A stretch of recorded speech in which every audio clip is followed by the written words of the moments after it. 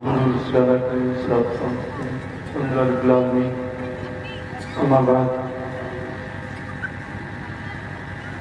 बुजुर्ग भाइयों,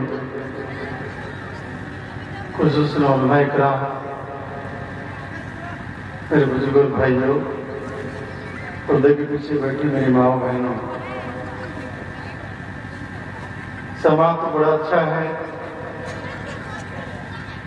जहाँ ज्यादा लोग होते हैं वहाँ शोरगुल ज्यादा होता है, लेकिन आज सुनने सुनाने का मूड बन गया।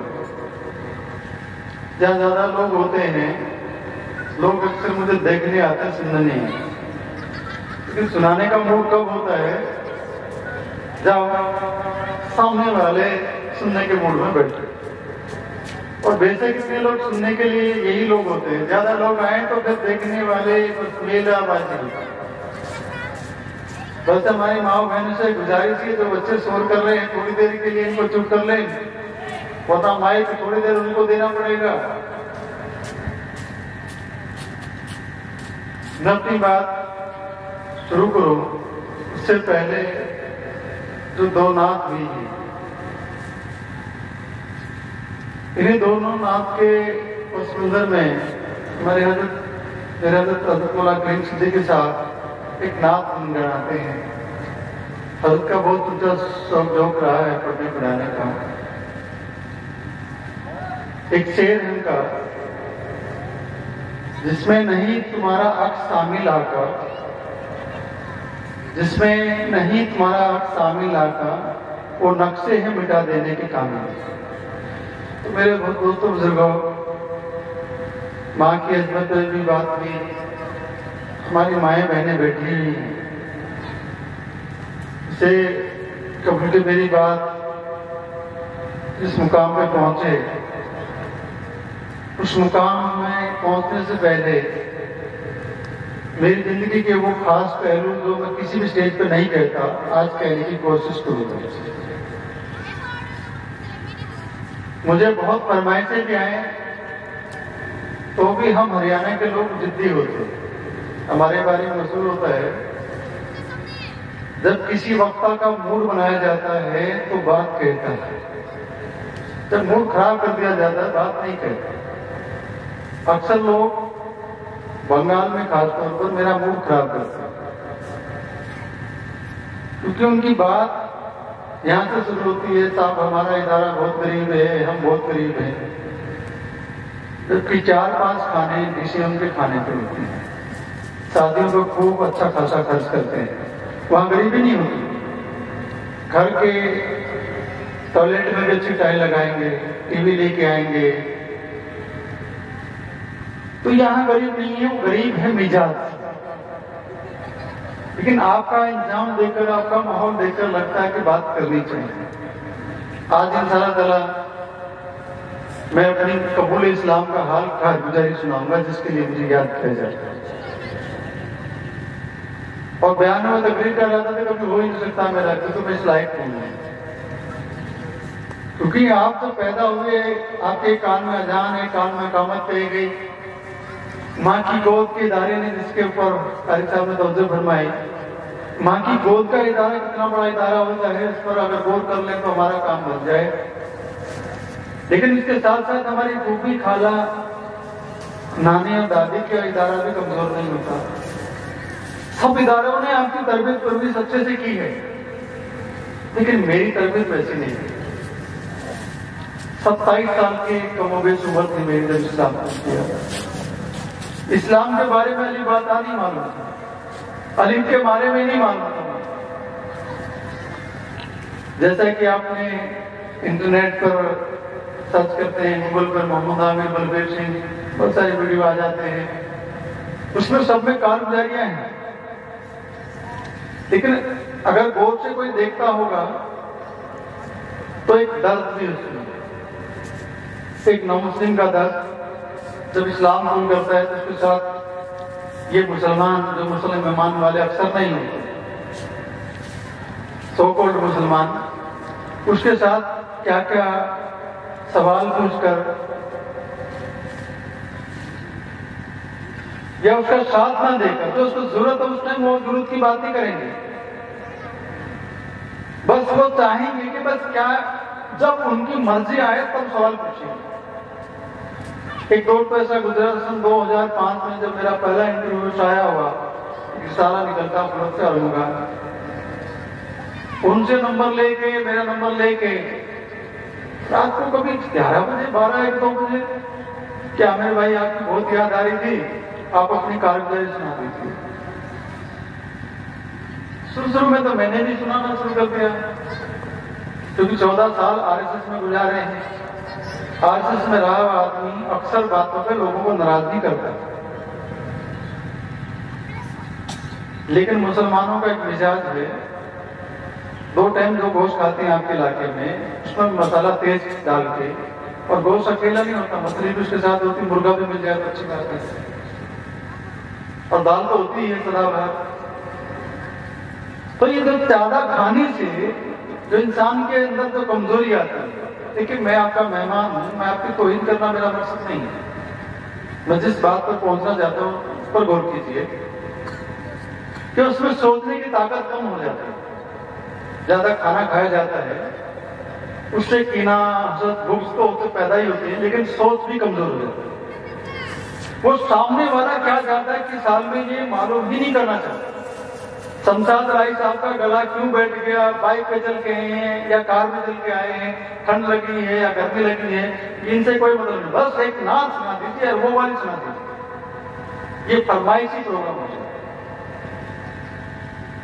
बस मुझे अर्ज तो ये करना था कि जो सिलसिला चला, चंद दिनों के बाद मुझे लगने लगा कि ये लोग अपनी ख्वाहिशात पूरी करते हैं, क्या हमारी जरूरतें का भी ख्याल करेंगे? कि आप ये अंदाजा लगाइए, मेरी कारगुजारी भी आएगी। जब मैंने इस्लाम कबूल किया, 6 महीने तक मेरी माओ बहनों, मैं आपको तो ज्यादा आपकी तरफ देख के तो नहीं, उंगली करके बात कर रहा हूं, 6 महीने तक 27 साल की उम्र का एक आदमी दाढ़ी ना बनवाए, हजाबंद ना कराए तो कैसा बाबा दिखता होगा, बंदा जरा रसूल। जिस वक्त इस्लाम कबूल किया, बस इतना हुआ, इधर कलमा पड़ा, एक कैंची लेके तैयार करा था, मेरी मुझसे कदर थी, एकदम से फ्रेश मुलाजी तैयार हुआ, और वो फ्रेश मुलाजी को फौरन हमारे हजरत लेके के तुरंत आ गए मदरसे में। तो मदरसे में गया तो हजरत ने कहा, अमीर मियां क्या ख्याल है, आप कैसे पढ़ना पसंद करेंगे? मैं कहा हजरत जैसे बच्चे पढ़ते हैं वैसे पढ़ूंगा, क्योंकि मैंने आपकी जो तकरीर थी उसके अंदर बताया इस्लाम का मतलब होता है सरेंडर कर देने वाला।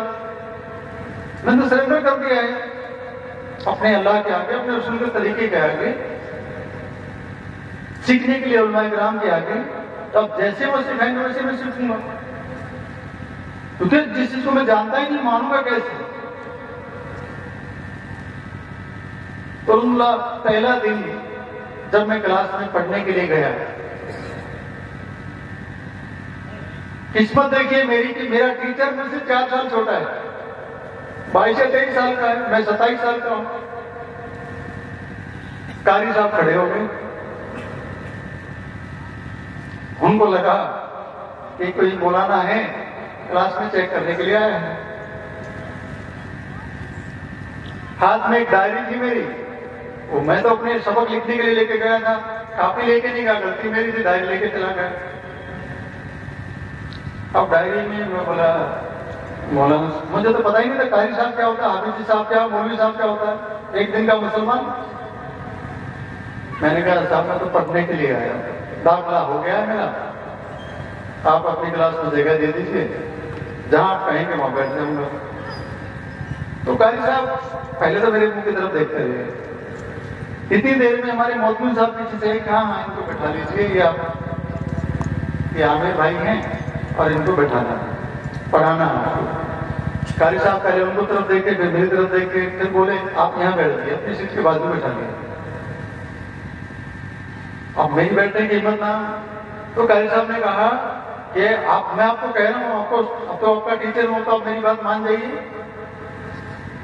तो मैं बैठ गए। कहने लगे देखिए पढ़ने के लिए आपका मूड होना चाहिए, और मूड के लिए आपके लिए ये है कि जो ये बच्चे पढ़ रहे हैं ना, अब मैं शुरुआत वाले बच्चों को बुलाऊंगा, जो वो पढ़े आप उसको नक्श कर लीजिए, अपने दिमाग में याद कर लीजिए। अब जैसे बुलाया अलिफ बा ता, इतना ही पढ़ा और मैं सर में खुदा शुरू हो गई। जो सेकेंडरी के बच्चों को इंग्लिश मैथ पढ़ाता हो वो टीचर अपने सर में खुदा करके देख रहा, अलिफ बा ता समझ नहीं आया पहले दिन, अलिफ तो समझ में आता है, बा के नीचे नुकता, आगे देखा तो पा के नीचे नुकता, फिर से के नीचे, आगे पीछे ऊपर नीचे नुकते ही नुकते, क्या सर पे से गुजर रही थी बात। इसके बावजूद इरादा कर लिया था। हरियाणा के लोग मैंने कहा जिद्दी होते हैं, जिद्दी के मतलब एक ये भी डिटरमेंट होते हैं, अपने इरादे के पक्के होते हैं। मैंने इरादा बना लिया था, पढ़ना है तो पढ़ना है बस। तो उसका नतीजा ये निकला कि कई दिन, काफी दिन तक तो पढ़ता रहा, और पढ़ने के बाद में ये इस्लाम कबूल करने के बीच में सुना रहा हूं, मैं अपनी तरतीब से चल रहा हूं इंशाअल्लाह। उसके बाद जब करीब 3.25 महीने के करीब हुआ हज़रत मौलाना करीम सिद्दीकी साहब उनकी खानकाह में असर के बाद चाय पीने के लिए बैठते थे, थोड़ी किताब पढ़ते थे, उसके बाद चाय के दौर में आपकी गुफ्तगू होती थी। एक दिन हजरत कहने लगे, आमिर मियां आपकी शादी को कितने दिन हो गए? कैसे 2 साल हो गए। आपकी बीवी तो आपको ढूंढ रही होगी? बिल्कुल ढूंढ रही होगी। अब उनको इस्लाम की दावत देना आपको सबसे पहले उनके लिए फर्ज है। ये 2 साल जो आपकी बीवी रही है, जून 1991 में मेरी शादी हुई और जून 1993 में मैंने इस्लाम कबूल किया, 2 साल से ज्यादा वक्त गुजर गया। सबसे पहला आपको दावत देने का फर्ज जो है उनके लिए है, उनको दावत देना है। अब जैसे ही बीवी का नाम आए, वैसे तो मैं बहुत सख्त मिजाज और कड़क आवाज वाला आदमी था, लेकिन मेरी वहीं से एक ही कमजोरी मेरी कि बीवी के आगे बोलती बंद होती है मेरी। इसकी वजह मेरे घर वालों ने बहुत पैसे वाला मालदार खानदान ढूंढते मेरी शादी। जमीन दादा तो हमारे घर में भी है, 700 बीघे जमीन है, 700 बीघे जमीन है, जिसकी कीमत जब ये हिस्ट्री लग रही थी, हमारे यहाँ ऑयल साफ करने का प्लांट लगता है ना, तो एक पार्टी 1200 करोड़ रुपए में खरीद रही थी, जिसमें मेरे 3 चाचा हैं, 3 हम भाई, 6 लोगों का हिस्सा, यानी कि एक आदमी करीब 200 करोड़ रुपए की प्रॉपर्टी आता है। हालांकि अब वो नहीं लगी तो वो पैसे नहीं आए, लेकिन मेरे ससुराल वालों में IAS IPS ज्यादा है। और मेरे वालिद साहब सिंपल एक 10th क्लास मैट्रिक पास एक टीचर थे, पढ़ा लिखा पहला कॉलेजियट में अपने घर का, मेरे ससुराल में ज्यादा पढ़े लिखे। अब उसकी धौंस मेरी बीवी बार बार दिखाती थी, मेरा फादर इतनी क्लास का, मेरा चाचा इतनी क्लास का, सबके अंदर क्लास की, मैं बगैर क्लास का। तो अब उस बगैर क्लास वाले हस्बैंड की बीवी के सामने के जाने की मजाल कैसे हो सकती? दूसरा ये कि मेरा रंग बहुत कम है मेरे घर वालों के मुकाबले, और वो इस्लाम के ताल्लुक से उनके ख्याल पहले सुन चुका था। मैं RSS में रह के बिगड़ा, वो पहले से बिगड़े हुए थे इस मामले में। अब उनके सामने इस्लाम की, मुसलमानों में कोई बात करूंगा तो मुझे उसका मतलब मालूम है, क्या कहा जाएगा। मसला ये था कि दावत देनी है, ये बात समझ में आ गई, हक है, फर्ज है मुझ पे, लेकिन मैं दूं कैसे? हजरत ने कहा, मैं ज्यादा सोचा नहीं करते, सुबह ऐसा करो, ये गाड़ी लेके जाओ, एक पुरानी अम्बेसडर कार होती थी हजरत के पास उस टाइम, ये गाड़ी लेके जाओ, मैं सलीम मियां को बोल दूंगा ड्राइवर को, वो आपको वहां गांव में छोड़ के आएंगे आपके घर पे, और खाली हाथ मत जाना। मैं उनको बोल दूंगा कि वहां से फला फ्रूट की दुकान से पूरा फ्रूट लेके, पूरा सामान लेके, सारा सामान लेके जाना है। जैसे ही मैं सारा सामान लेके घर पे पहुंचा, बाहर जो बच्चे खेल रहे थे, सबको पता था, कभी कभी दिख जाता था किसी को, किसने देखा आज वो बलबीर सिंह वहां देखा, उस टाइम इलेक्शन रहा था, वो बलबीर सिंह वो फलां का मास्टर जी का बेटा वो बलबीर सिंह, फलां का भाई वो बलबीर सिंह, देखते थे। कहीं मेरे ससुराल वाले मिल जाते, अरे फलां कमीशन साहब का जमाई वहां घूम रहा था, वहां घूम रहा था। तो ये सब चीजें देखते हुए खबर मिलती थी जिंदा तो है, इतनी खबर तो थी घर वालों में जिंदा तो है, लेकिन अब तो काफी दिनों से खबर ही नहीं मिल रही, क्योंकि हरियाणा के बॉर्डर में था ही नहीं, यूपी बॉर्डर में चला गया। बहरहाल जब तक गाड़ी वाले ड्राइवर साहब को अंदर बुलाने की मेरी हिम्मत नहीं पड़ रही, क्योंकि मेरा खुद का अंदर जाना मुश्किल हो रहा है, मैं उसको कैसे ज्वाइन कराऊं। अब ड्राइवर साहब ने कहा तुम मैं चलूँ आमिर भाई, मैं जी अच्छा शुक्रिया जज़ाकल्लाह कह के इतने तो अल्फाज सीख गया था 3 महीने। वो चले गए फोटो में, चले सामान की पेटियां उतारी, मैंने दीवान खाना अपना जो बैठक हुई उसमें रखी और बैठक में चुपचाप बैठक इंतजार कर रहा था क्या कुछ सुनना पड़ेगा। इस बीच का पर्सनल देख के मैं घर में जब गया हूं, इस बीच में मेरे वालिद साहब का इंतकाल हो चुका है। मेरे निकलने के बाद इंतकाल हुआ, उनके इंतकाल के बाद जब मैं गया घर में तो मेरा इस्तकबाल किस अंदाज से हुआ था, उस वजह से डर लग रहा था। क्योंकि मेरे वालिद साहब ने जब बाबरी की शहादत में शिरकत करने के बाद, मेरे इलाके में जाने के बाद तो मेरा वेलकम किया उन लोगों ने, एक खास तंजीम के लोगों ने। ये लोग हीरो हैं, एक भगवान श्री राम थे जो वहां से अयोध्या से जीत करके आए थे, घी के दिए जलाए थे, आज घी के दिए जलाने का टाइम है, गोया दिवाली। और जब एक तो स्वागत ये हो रहा था, मेरे घर में आकर स्वागत ये है कि मेरे लिए हर नंबर का जूता मेरे सर पे लगने के लिए तैयार है, क्योंकि मेरे वालिद साहब कट्टर कांग्रेसी टाइम के, उनको मंजूर नहीं कि उनका बेटा इससे उग्रवादियों के साथ मिलकर रहे। मैं जब भी जाता बाहर प्रोग्रामों में तो चोरी छुपके जाता। अब अंदाजा लगे कि सारे हिंदू ऐसे नहीं होते जैसे आप और हम सोच के बैठे। तो जब उनका इंतकाल की खबर मुझे 7वें दिन मिली थी उनके इंतकाल की, मैं जिस वक्त घर में पहुंचा तो हमारे यहाँ होता है कि जो खास जमींदार तबके में, मालदार तबके में अक्सर 13 दिन तक लोग बैठे रहते, 13वीं करने के बाद उठ जाते हैं, सुबह बैठ जाते हैं, सूरज छिपने के बाद सूर्यास्त के टाइम मगरिब से पहले उठ जाते हैं, चादर बिछा के कपड़ा बिछा के बैठ जाते हैं दरी पे। तो काफी लोग बैठे हुए हैं, मुझे देख करके सबने एक बार देखा और उसके बाद नजर नहीं लगी, किसी ने मेरे से नजर नहीं मिली। इसका अंदाजा आप लगाइए, जब किसी खुद के घर में बाहर के लोग आकर उससे ही नजर ना मिलाएं, उस शख्स की हालत क्या हो, कितना नफरत मेरे ताल्लुक से दिमाग में। घर के अंदर एक बड़ा सहन था, अंदर औरतें बैठी थी, बाहर दरिया बिछा के मर्द बैठे थे।